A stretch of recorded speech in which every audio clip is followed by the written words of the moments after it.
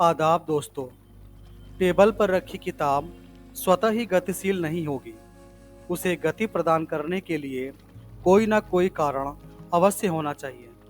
Table पर रखी किताब को हम अपने हाथ के द्वारा गति प्रदान कर सकते हैं और हमारे हाथ को गति दिमाग द्वारा दिए गए सिग्नल से प्राप्त होगी। और अगर दिमाग ने सिग्नल देना बंद कर दिया तो गति का ये क्रम रुक जाएगा। उपरोक्त तथ्य से साफ है कि कोई भी तत्व स्वतः ही गतिशील नहीं होता, और अगर वह गतिशील है तो उसका कोई ना कोई चालक जरूर है जो उसकी गतिशीलता का कारण है। और अगर वह चालक गति प्रदान करना बंद कर दे तो गतियों की श्रृंखला रुक जाएगी।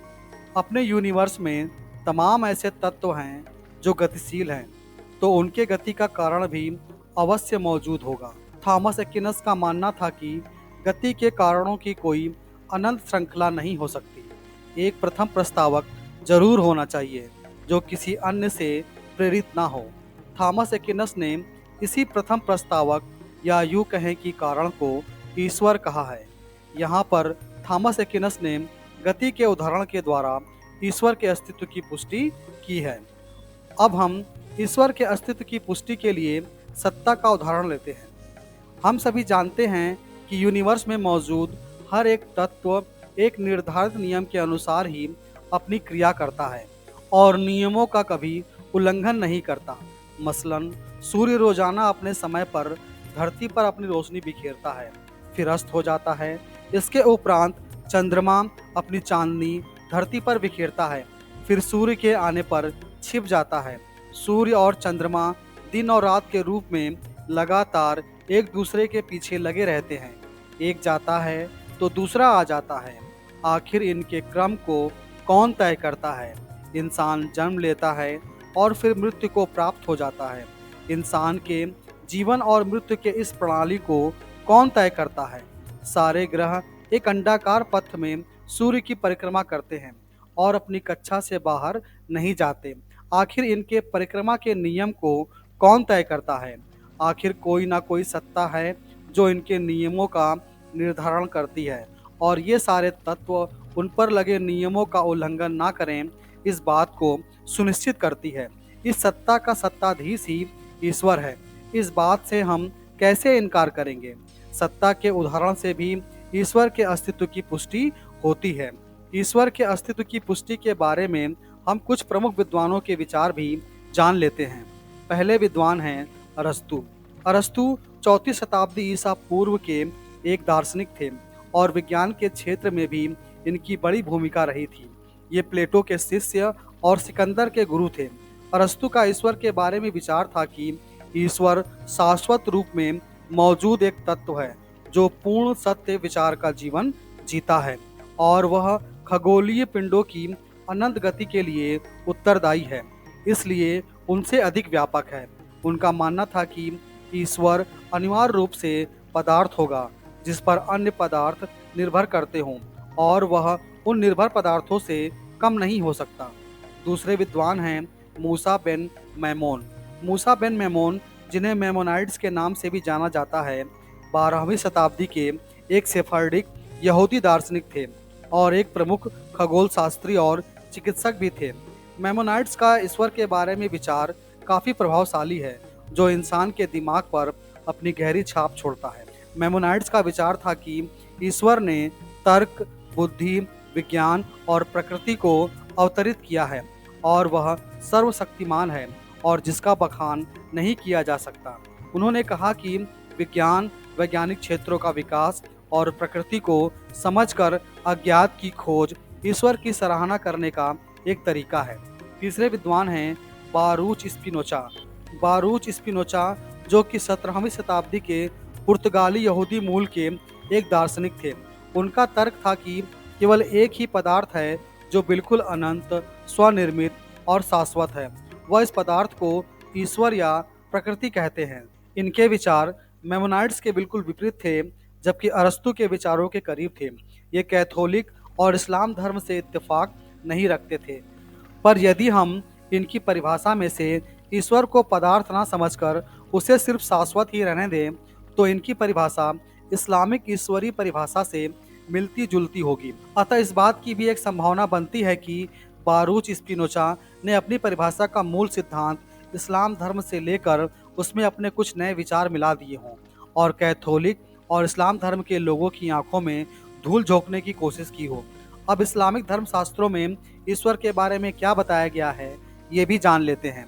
इस्लामिक धर्म शास्त्र में ईश्वर को कादिम यानी प्राचीनतम कहा गया है, जिसका कोई पहला नहीं है, जिसकी कोई शुरुआत या अंत नहीं है, जो पूर्ण है, समय, स्थान या परिस्थिति में सीमित नहीं है, या यूँ कहें कि किसी सटीक सीमा या समय द्वारा तय नहीं किया जा सकता, लेकिन पहला और आखिरी। वह कोई बना हुआ शरीर नहीं है, ना ही कोई पदार्थ है। वह किसी माप द्वारा मापा नहीं जा सकता, ना तो वह किसी विद्यमान वस्तु के समान है और ना ही कोई वस्तु उसके समान है। वह स्थानिक और लौकिक सीमाओं को पार करता है और मानवीय समझ और धारणाओं की सीमा से परे है। अगर ईश्वर के बारे में मैं अपनी बात कहूँ तो ईश्वर ने हर एक तत्व के लिए एक संचालन प्रणाली बनाई है, जिसके अधीन हर एक तत्व अपनी क्रिया करते हैं, जैसे मनुष्य के जीवन मृत्यु की प्रणाली, खगोलीय पिंडों की गतिशीलता की प्रणाली, सूर्य और चंद्रमा की एक दूसरे के साथ मिलकर दिन रात का क्रम बनाए रखने की प्रणाली। कुछ प्रणालियों के संचालन के लिए ईश्वर ने दूतों की एक लंबी श्रृंखला बना रखी है और कुछ के लिए लूपिंग सिस्टम बना रखा है, यानी सारी की सारी संचालन प्रणाली ईश्वर ने पहले से ही तय कर रखी है। अब यहाँ एक प्रश्न उठता है कि जब ईश्वर ने पहले से ही सारा सिस्टम बनाया हुआ है, तो अब ईश्वर क्या करता होगा? क्या वह अपने दूतों पर नज़र बनाए हुए है कि सारे दूत सही तरीके से अपना काम कर रहे हैं कि नहीं, या खगोलीय पिंड अपने लूपिंग सिस्टम के विपरीत काम तो नहीं कर रहे? अगर ईश्वर इन सब पर अपनी नज़र बनाए हुए है, तो वो ऐसा कैसे कर पा रहा है? जब मैं इस बारे में सोचता हूँ तो मैं ईश्वर की कल्पना एक चेतना के रूप में करता हूँ। चेतना के रूप में ईश्वर अपनी सृष्टि के एक एक कण पर नज़र बनाए रख सकते हैं, क्योंकि चेतना के लिए अंधेरा उजाला, ऊंचाई गहराई, या यूँ कहें कि कोई भी आयाम बाधित नहीं है। वह हर जगह व्याप्त हो सकती है। ईश्वर एक ऐसी चेतना है जो अपनी बनाई हुई सृष्टि की संचालन प्रणाली को काबू में रखते हुए लगातार अपनी सीमाओं को विस्तार दे रहा है। एक ऐसी चेतना जिसका ना ही कोई स्वरूप है, ना ही कोई शरीर, और ना ही वो कोई तत्व है या पदार्थ। एक ऐसी चेतना जिसे इंसान किसी परिभाषा में समाहित नहीं कर सकता और ना ही इस चेतना की सीमाओं को निर्धारित कर सकता है, पर इसे आप मेरी एक कल्पना कह सकते हैं। हकीकत में ईश्वर क्या है, कैसा है, ये ईश्वर से बेहतर कोई नहीं बता सकता। अब हम अपने शीर्षक के बारे में बात कर लेते हैं कि क्या ईश्वर सच्चा है, अपने वादे का पक्का है।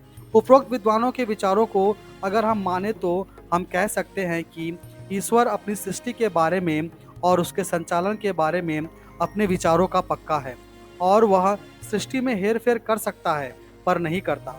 और अगर हम अपने अलग अलग धर्म ग्रंथों की माने तो ईश्वर ने अपनी सृष्टि के अंत के लिए एक समय सीमा निर्धारित कर रखी है, और वो उससे पहले अपने सृष्टि का अंत नहीं करेगा, और सृष्टि अभी भी सुचारू रूप से चल रही है। इसका साफ अर्थ निकलता है कि ईश्वर अपनी बात से नहीं फिरता है, यानी वह सच्चा है। जैसा कि प्रमुख दार्शनिक अरस्तु ने भी कहा था, ईश्वर पूर्ण सत्य विचार का जीवन जीता है। अब बात करते हैं कि क्या ईश्वर अपने वादे का पक्का है। तो इस बात की पुष्टि के लिए हम दो प्राचीन घटनाओं को लेंगे, जिनकी निशानियां आज भी पुरातत्व विभाग को मिलती रहती है, और उनमें से कुछ आज भी शोध का विषय बनी हुई है। पहली घटना को लेते हैं, जो जल प्रलय की है। इस घटना के समय की अगर बात करें तो लोगों की इस बारे में अलग अलग राय है, पर उन सभी लोगों की बातों को मिलाकर अगर इस घटना की एक समय सीमा निकालें तो ये 3000 ईसा पूर्व से लेकर 4600 ईसा पूर्व के बीच आती है। इस घटना के अनुसार ईश्वर ने हजरत नूह से कहा कि तुम एक किश्ती तैयार करो, और जब वह किश्ती बन जाए तो उसमें सभी किस्म के प्राणियों का एक जोड़ा सवार करो, और तुम्हारे साथ जो लोग भी मुझ पर ईमान लाए, यानी एक ईश्वर में यकीन किया और लोगों के बीच ऊंच नीच का फर्क नहीं किया और अच्छे कर्म किए, उनको साथ लेकर किश्ती में सवार हो जाओ। मैं पूरी धरती को जलमग्न करने वाला हूँ, और जितने भी लोग पापी हैं, जिन्होंने अपने मन से अलग अलग ईश्वर को गढ़ लिया है, और जब वह लोगों को देखते हैं तो उन्हें हीन भावना से देखते हैं, अपने से नीचा समझते हैं और बुरे कर्मों में लिप्त रहते हैं, उन सभी पापियों का इस जल प्रलय के माध्यम से समूल नाश करने वाला हूँ। और जब हजरत नूह, जिन्हें हिंदू पुराणों में मनु के नाम से भी जाना जाता है, जो कि 14 मनुओं में से एक थे, और भविष्य पुराण में इनके नाम का जिक्र मिलता है, और इन पुराणों में भी इस जल प्रलय की घटना का वृतांत दिया गया है। जब हजरत नूह किश्ती बनाने लगे तो उस जमाने के लोग जो हर तरह की बुराइयों में संलिप्त थे और जिन्होंने अपने अपने मन से काल्पनिक ईश्वरों को गढ़ लिया था, वो उनकी खिल्ली उड़ाने लगे कि तू इतनी बड़ी किश्ती क्यों तैयार कर रहा है, जबकि इस किश्ती को तैरने के लिए जितना पानी चाहिए उतना पानी यहाँ कभी नहीं आ सकता। हजरत नूह ने उनसे कहा कि मेरे ईश्वर ने, जो तुम्हारा भी यानी हम सभी का ईश्वर है, मुझसे जल प्रलय का वादा किया है और कहा है कि मैं इस धरती को जल प्रलय के माध्यम से बुरे लोगों से मुक्त करने वाला हूँ। अतः तुम लोग काल्पनिक ईश्वरों को गणना बंद कर दो और सारी बुराइयों को छोड़कर एक ईश्वर में यकीन करो, जो मेरा भी खुदा है और तुम्हारा भी। तुम्हें सुधरता देखकर शायद वो तुम्हें माफ कर दे और धरती पर जल प्रलय ना भेजे। पर उन लोगों ने हजरत नूह की एक ना मानी और उनका उपहास उड़ाते रहे, पर हजरत नूह ने उन्हें नसीहत करना नहीं छोड़ा। पापी लोग उनकी एक ना सुनते थे और घमंड में आगे बढ़ते चले जाते थे और हजरत नूह से कहते थे, अगर तेरा खुदा सच्चा है तो उससे कह कि वो अभी जल प्रलय ले आए। हजरत नूह कहते थे कि मेरा खुदा अपने वादे से कभी नहीं फिरता, जल प्रलय आकर रहेगी, तुम भी इंतजार करो और मैं भी इंतजार करता हूँ, फिर हम देख लेंगे कि कौन सच्चा है और कौन झूठा। फिर वो दिन भी आया जब हजरत नूह ने किश्ती बना ली और ईश्वर के कहने के अनुसार उस किश्ती में सभी ईमान वालों यानी अच्छे लोगों को, जो कि गिने चुने ही थे, और दूसरे सभी किस्म के प्राणियों के जोड़ों के साथ सवार हुए। ईश्वर के आदेश से धरती से पानी बाहर आने लगा और आसमान से भी पानी गिरना शुरू हुआ और लोगों ने देखा कि धीरे धीरे पानी बढ़ता चला गया और किश्ती पानी पर आ गई। कोई भी पहाड़ ऐसा ना बचा जो पानी में डूब ना गया हो। पूरी धरती जलमग्न हो गई और इस जल प्रलय में समूल बुरे लोगों का नाश हुआ और इस तरह ईश्वर ने हजरत नूह से किए अपने वादे को सच कर दिखाया। दूसरी घटना मूसा अलैहिस्सलाम के समय ईश्वर के किए वादे की है, जिनकी जीवन की घटनाएं श्री कृष्ण जी के जीवन की घटनाओं से मिलती जुलती है। जैसे कि हजरत मूसा के जन्म के समय फिरौन यानी तत्कालीन मिस्र के शासक ने एक भविष्यवाणी सुनी कि एक इजरायली नर बच्चा बड़ा होकर उसकी सत्ता का नाश करेगा। तो उस भविष्यवाणी को रोकने के लिए फिरौन ने सभी नवजात इजरायली नरों को मारने का आदेश दिया। और जब हजरत मूसा का जन्म हुआ तो ईश्वर ने हजरत मूसा को बचाने के लिए उनकी माँ जोचेबेत को आदेश दिया कि बच्चे को एक टोकरी में रख कर नील नदी में बहा दे। मैं वादा करता हूँ कि जल्द ही तू अपने बच्चे को जीवित देखेगी और अपने बच्चे को एक निश्चिंत माहौल में दूध पिलाएगी। जोचेबेत ने ऐसा ही किया और हजरत मूसा को एक टोकरी में रखकर नील नदी में बहा दिया और अपनी बेटी को आदेश दिया कि वो टोकरी पर नजर रखे। उनकी बेटी ने ऐसा ही किया और छुपकर टोकरी के पीछे पीछे चलते हुए उस पर नजर बनाए रखी। टोकरी पानी में तैरते हुए फिरौन के महल जा पहुंची। फिरौन की पत्नी आसिया की नज़र उस टोकरी पर पड़ी और उसे उस टोकरी में एक बच्चा दिखाई दिया। उस बच्चे को देखते ही उसने उस बच्चे को गोद ले लिया। यह सब नज़ारा हजरत मूसा की बहन ने देख लिया, पर जब उसे पता चला कि फिरौन की पत्नी आसिया के आदेश पर बच्चे को महल की स्त्रियों द्वारा स्तनपान कराने पर बच्चा स्तनपान नहीं कर रहा है और कुछ समय से भूखा है, तो वह फिरौन के महल पहुंची और फिरौन से कहा कि मैं तुम्हें एक स्त्री का पता बताऊं जो उस बच्चे को दूध पिलाए। फिरौन ने तुरंत ही उसकी बात मान ली और हजरत मूसा की माँ जोचेबेत को दूध पिलाने के लिए आमंत्रित किया और हजरत मूसा जोचेबेत यानी अपनी माँ से दूध पीने लगे। बच्चे को दूध पीता देख जोचेबेत को हजरत मूसा की दाई के रूप में नियुक्त कर दिया गया। तो इस तरह ईश्वर ने जोचेबेत से किए अपने वादे को पूरा कर दिखाया। इसी तरह अगर हम इतिहास के पन्नों को पलटेंगे तो पाएंगे कि तमाम ऐसी घटनाएं हैं जहां ईश्वर अपने वादे से कभी फिरे नहीं और अपने वादे को हूबहू निभाया। वर्तमान की अगर हम बात करें तो कुछ लोग मरकर फिर जिंदा हो जाते हैं, क्योंकि ईश्वर ने जो उनकी उम्र तय कर रखी है वो उम्र अभी पूरी नहीं हुई होती है और रूह कब्ज करने वाले फरिश्तों या दूतों की गलती के कारण समय से पहले ही उनके प्राण हर लिए जाते हैं, जिसके परिणाम स्वरूप उनकी गलती सुधारने के लिए उन्हें दोबारा से जीवित किया जाता है। अगर उन्हें दोबारा जीवित ना किया जाए तो इंसानों को क्या पता चलेगा कि उनकी उम्र पूरी हुई या नहीं। पर ईश्वर अपने वादे से कभी फिरता नहीं, फिर इसके लिए चाहे उसको अपने दूतों की गलती सुधारनी ही क्यों ना पड़े। कोई भी ईश्वर के किए वादे को टस से मस नहीं कर सकता। आशा करता हूँ कि आपको मेरा ये वीडियो, जिसका शीर्षक क्या ईश्वर सच्चा है, अपने वादे का पक्का है, पसंद आएगा और ईश्वर में आपके विश्वास को और मजबूत करेगा, ईश्वर में आपकी श्रद्धा को और बढ़ाएगा। ईश्वर ने चाहा तो अगले वीडियो में मुलाकात होगी, जिसका शीर्षक है यहूदी, ईसाई और मुस्लिम। मिलते हैं अगले वीडियो में। बहुत बहुत धन्यवाद।